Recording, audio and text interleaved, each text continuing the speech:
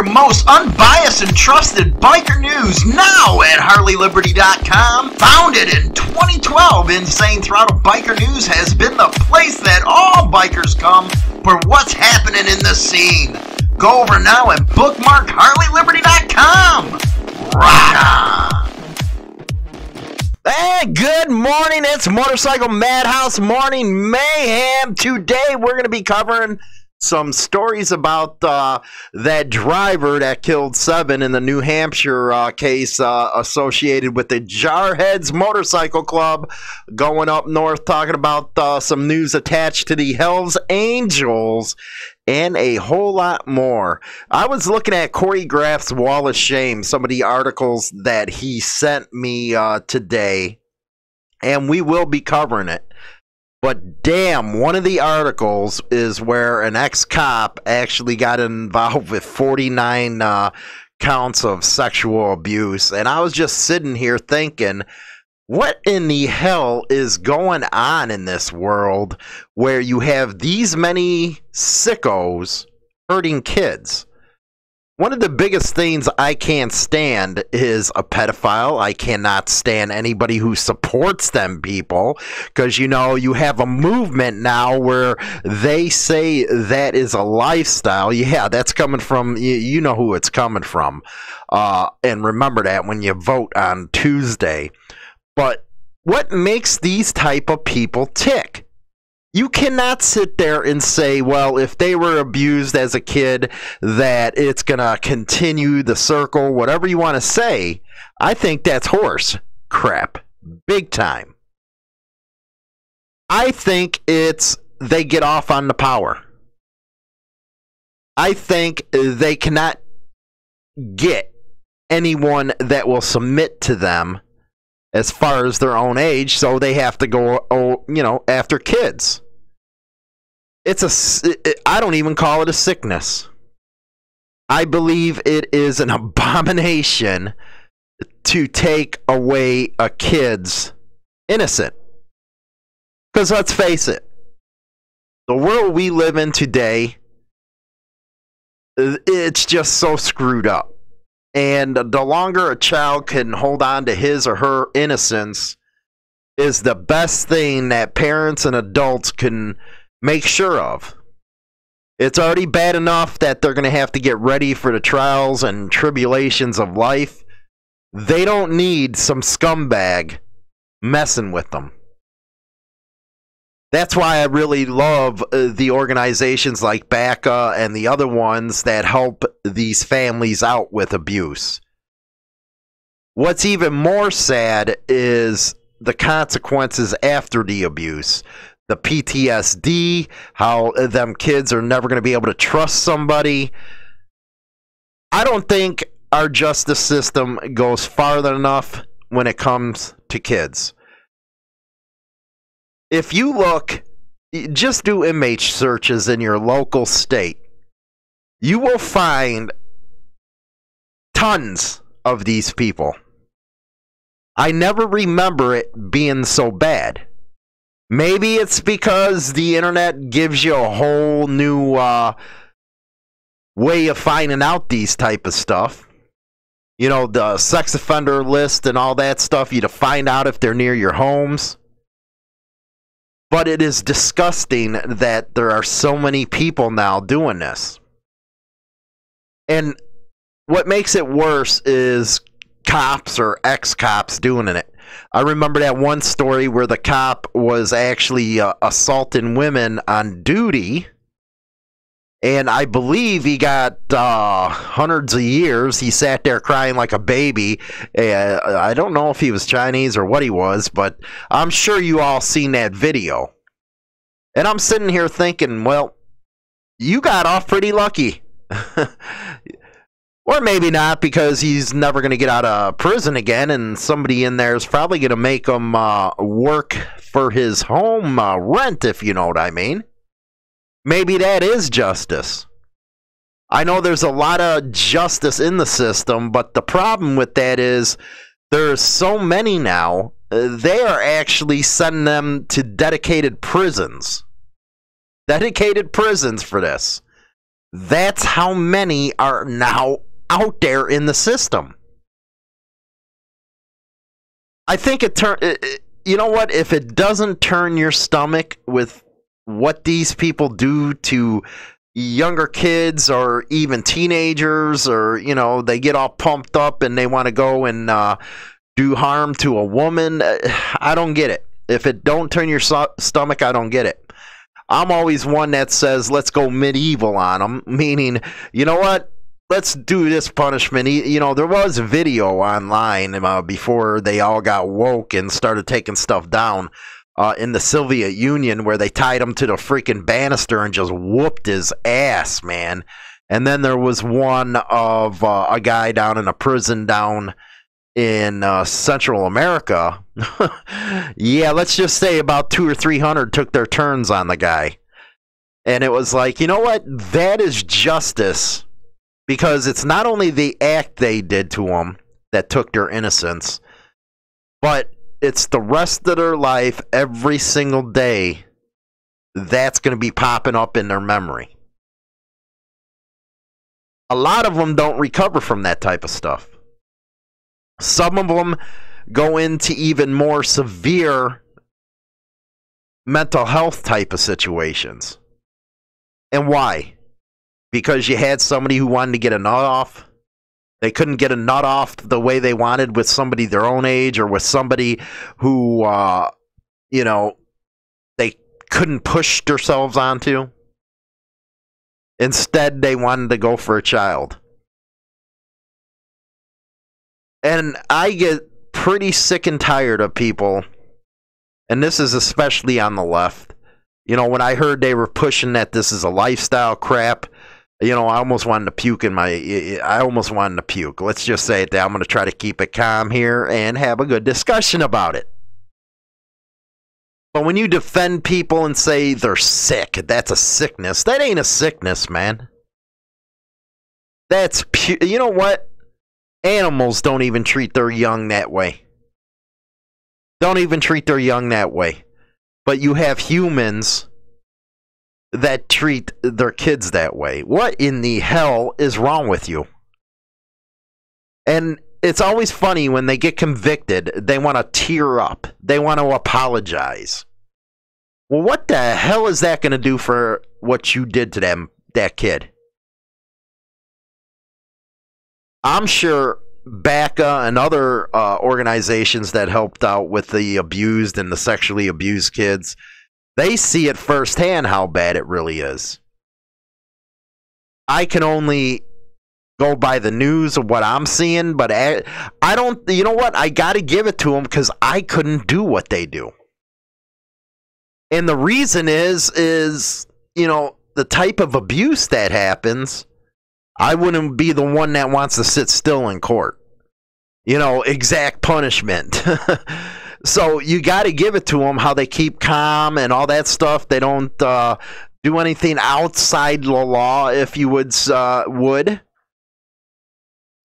next time you see a BACA member or one of these other organizations that help kids, go up and shake their hand, man, because they're really doing something you and I probably couldn't do. We'd probably lose our cool, man. Because let's just face it, man, pedophiles are the lowest of the low. In prison, it used to be, and it is in some places if they don't separate them right away, where they pay for it. It's justice, man, in the joint. It used to be.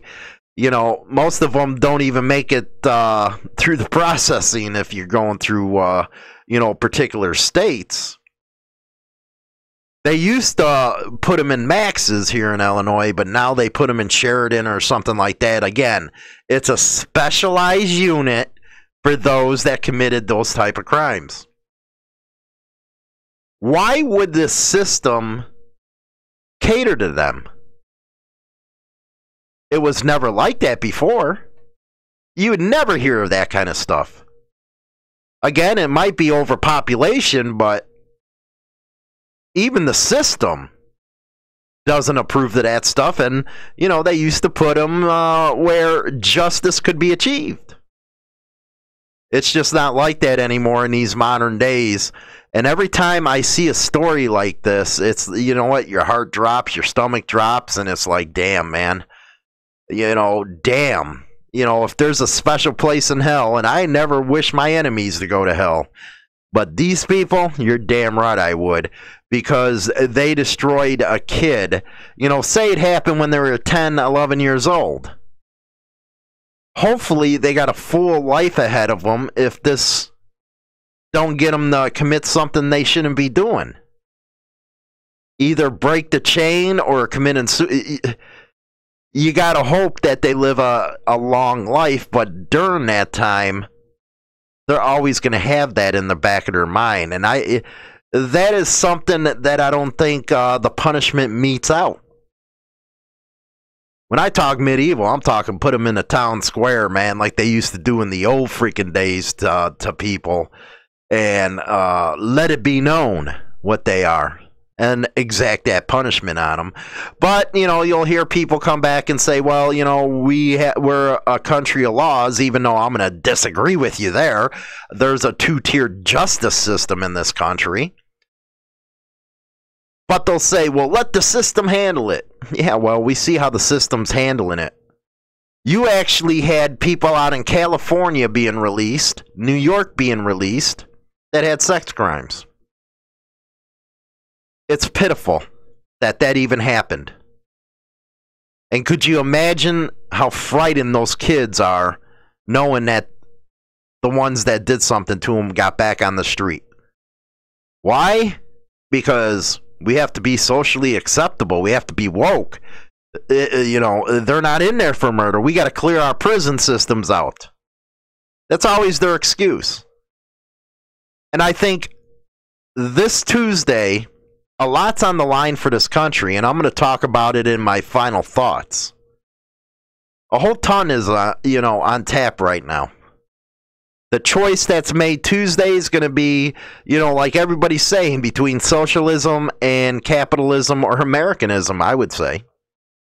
So hopefully, everything turns out right. Don't forget to get out there and vote. But let's go on into the biker news, and then we'll go into my final thoughts. Hi, this is China Doll from Hollywood and China Doll Evening Show. Join us Monday through Friday, 7 p.m. Central Standard Time on Spotify, Apple Podcasts, and YouTube for some fun times and very interesting entertainment. See you there, boys. Get your most unbiased and trusted biker news now at HarleyLiberty.com. Founded in 2012, Insane Throttle Biker News has been the place that all bikers come for what's happening in the scene. Go over now and bookmark HarleyLiberty.com. Rock on! And everybody's going to be like, why you got that freaking beanie on, man? I'm freezing, man. I have to have the window open in the studio, get some fresh air and stuff. It's going to be 29 degrees out here in northern Illinois tonight. That's why I got the beanie on right now, man. I got the cold air coming, and I'm one of them guys that want a fan going around all year. But yeah, it's going to get pretty cold out. We're going to go over to Boston.com, and this is actually new information that came out, and it'll tell you where the NTSB is, the National Transportation Safety Board, in regard to this crash that killed 7 motorcyclists.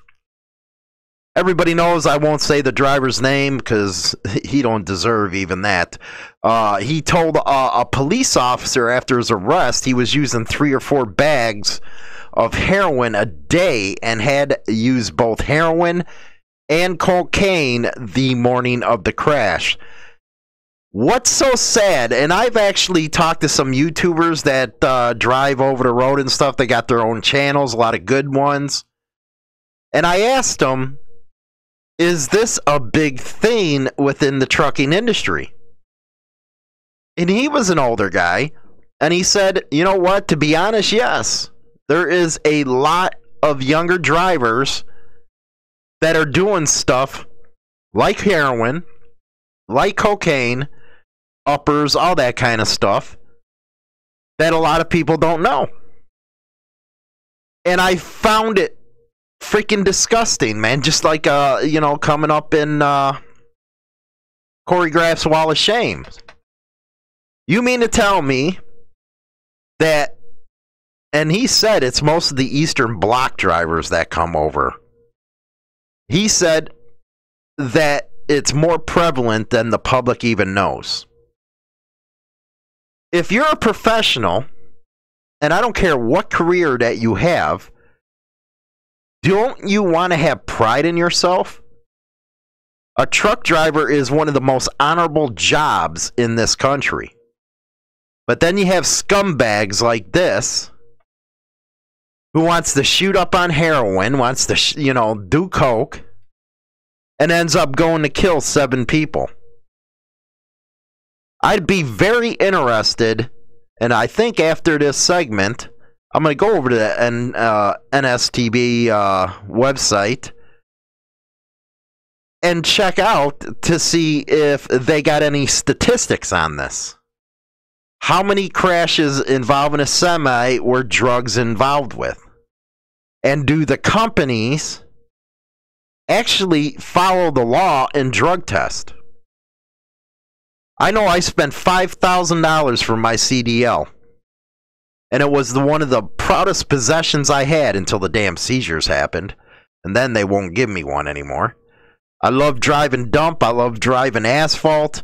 It was a job that you could be proud of. So when you see a schluck like this getting high on heroin and cocaine and killing 7 people, you just want to strangle the fool. Granted, he was driving a pickup truck in a trailer, but at the same time, he carried a lawful CDL. And how these states, they're supposed to be in contact with each other when an incident happens, they were not. And 7 people were killed that could have been prevented. Michael Casey out of the AP, Associated Press. The pickup driver charged with causing the deaths of 7 motorcyclists in New Hampshire last year told authorities he had a drug problem, regularly used heroin and cocaine, but believed he was not impaired at the time of the crash. Really?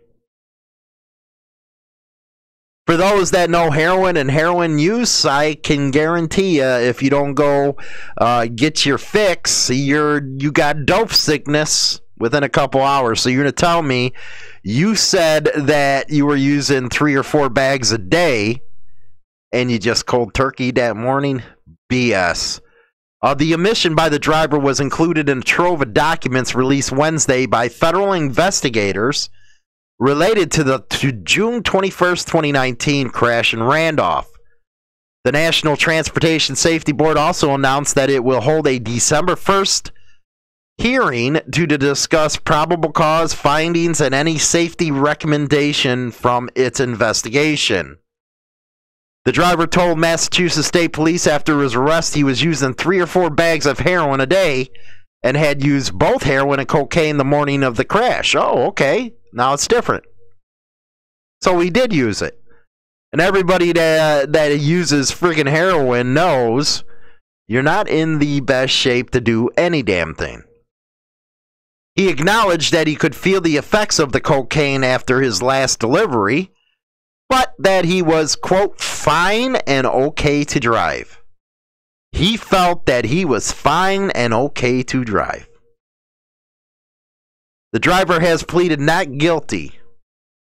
So what he wants to do is bring, he already killed 7 people, but he wants to continue to put the families through torment instead of owning up to what he did.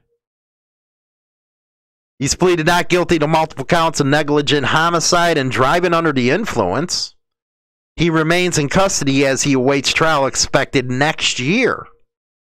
Prosecutors had previously reported in documents that the driver had drugs in his system at the time of the crash, including fentanyl, morphine, and a chemical found in cocaine. Yeah, that's what he had in his system. Fentanyl, morphine.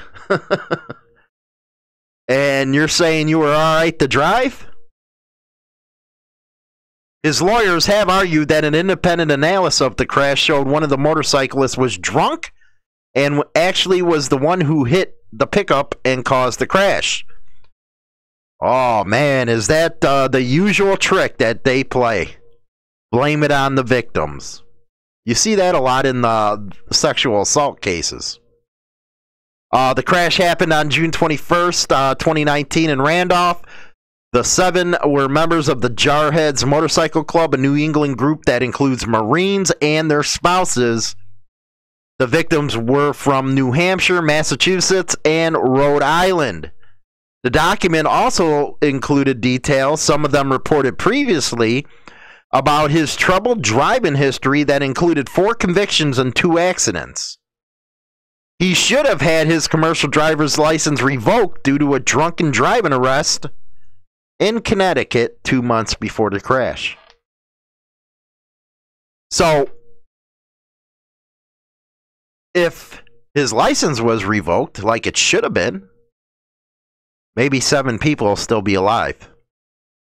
He was driving for Westfield Transport, a company based in Massachusetts at the time of the crash. The company, this is a no-brainer. The company had a history of violations before the crash, and documents released Tuesday provided further details of the troubled company. It had no corporate safety program, no drug testing.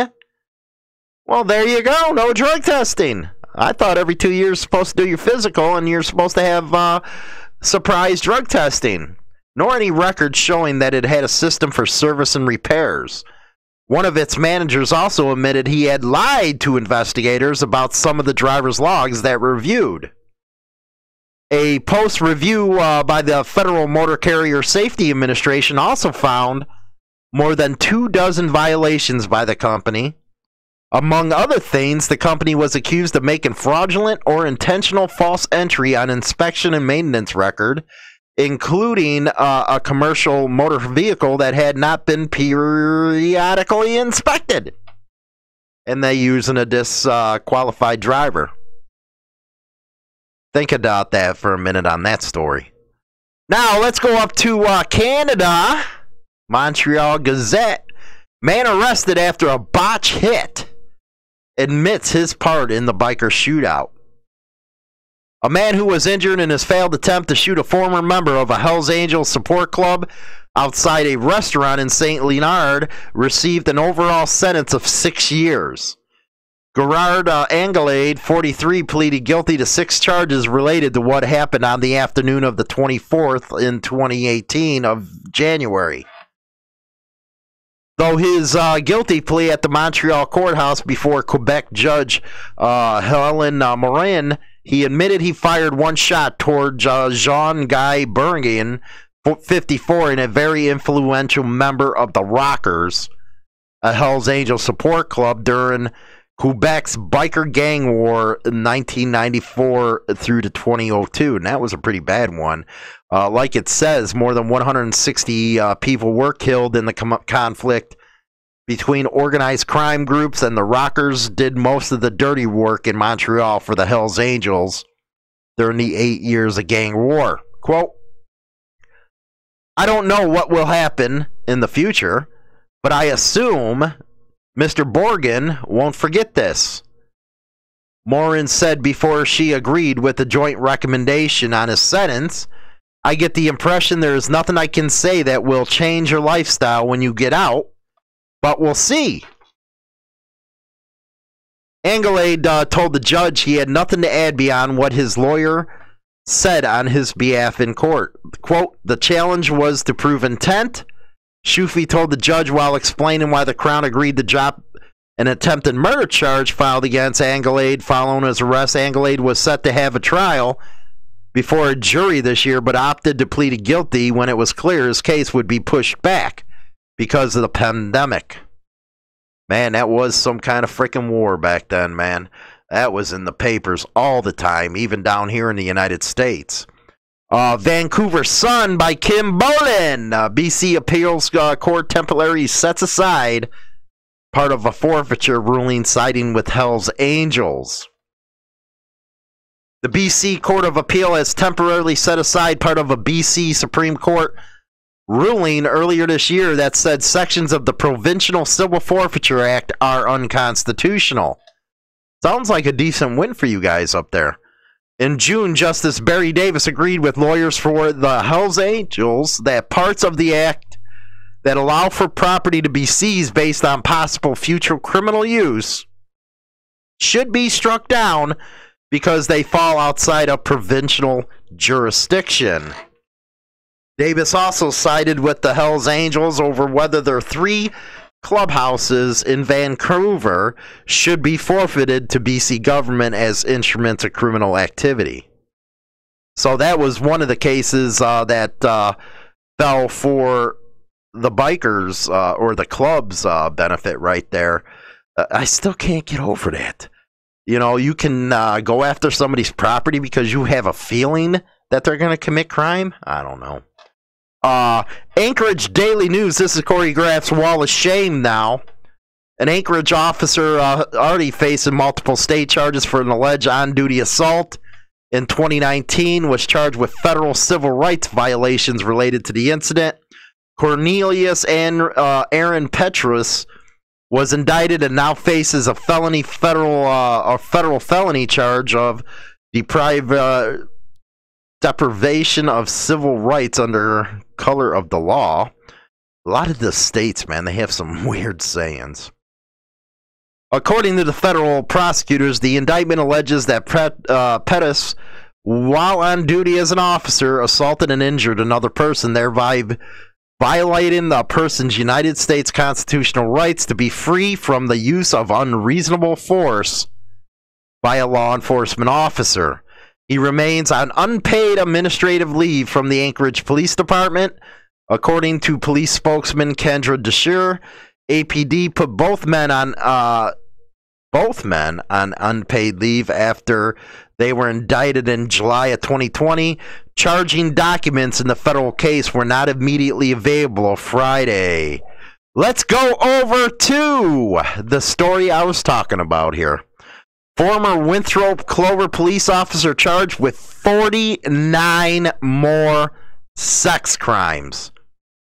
49 more sex crimes. Herald Online by Andrew D.Y.S. A former police officer who worked at the Winthrop University in Clover, already jailed for sex crimes against children, have been charged with kidnapping, among almost 50 more charges involving multiple child victims, according to police and court documents. Charles Eugene Chuck Price, 48, was served 49 arrest warrants late Monday, said Tommy Crosby, spokesman for the State Law Enforcement Division. Price was served Monday on additional charges of criminal sexual conduct against the minor in the first, second, and third degrees, kidnapping, and other charges at the York County Jail.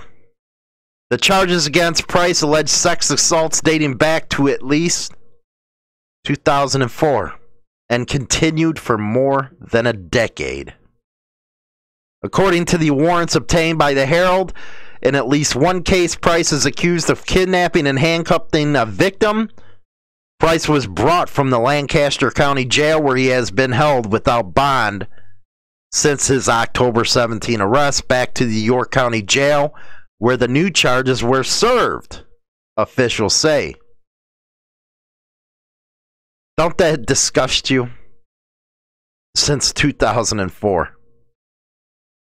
The new charges came a week after he was first arrested by South Carolina agents on 3 counts of sex crimes involving a kid.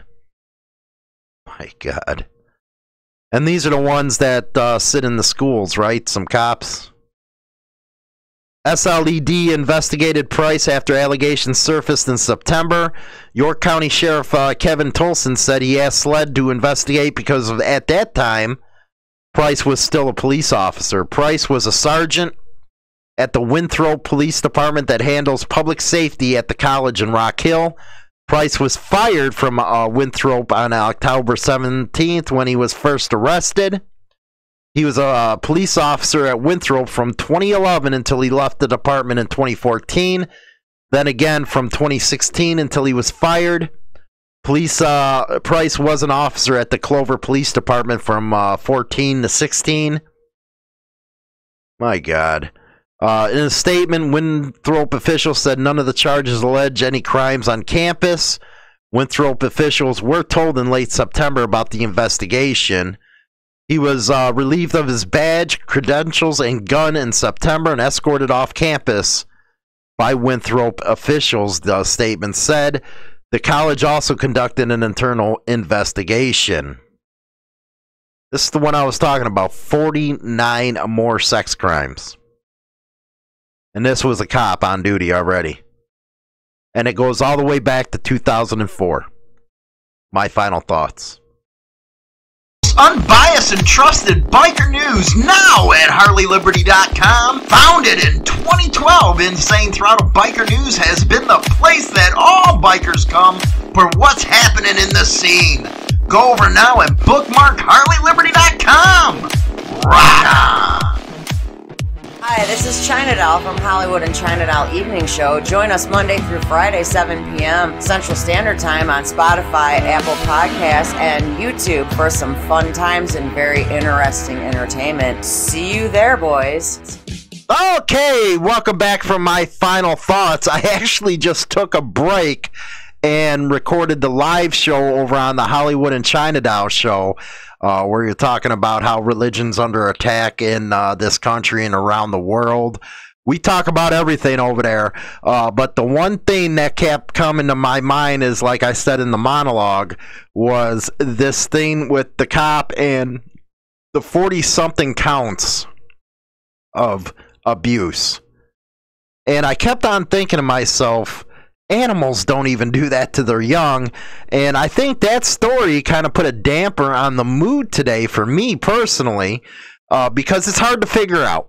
It's hard to figure out why somebody would do that to somebody. What pleasure do you derive from doing that to somebody so young? I think the penalties should be stricter. While you have California and all that good stuff lessening the laws for pedophiles, and I think it's sick what the left is doing to this country right now. And that's why it is very important for you to get out and vote. Very important. Very important. As far as what's happening with that guy, that driver out of New Hampshire, it's just sickening after you hear a little bit from the NTSB report. The guy was admitted in that morning he actually was high, and they could have stopped that damn thing by revoking his damn license. And that's one of the problems in the trucking industry. When this all broke, we actually had somebody on that owned a trucking company, and he says these fly-by-night companies are disastrous for the industry, and you can see the violations that this company had. Why wasn't they put out of business? Now they might have, but, like he said, they'll just put all the, the DOT numbers under somebody else's name and continue where they were. There has to be something that the legislator can do to stop that kind of nonsense. Because quite literally, people's lives are on the line. How many people are getting killed because drivers are intoxicated? And I'm not just talking about freaking alcohol, man. So something has to be done to update them laws, technology, whatever it is, to help save people. Because, again, truck drivers, you know what? That's one of the most honorable professions, like I mentioned earlier. And hopefully it can be, saved where this kind of stuff doesn't happen. With that, tomorrow I got a vlog coming out, 8 o'clock a.m., it's actually Saturday, not Friday. I'm actually recording for Friday. But I really do appreciate all the help out with the donations and stuff. Cash App, $ Motorcycle Madhouse. All the super chatters out there. We'll get back to the extended version of the show on Monday. Just a lot of stuff I had to do today and all that good stuff. But with that, I'll talk to you guys later. You guys have a good one.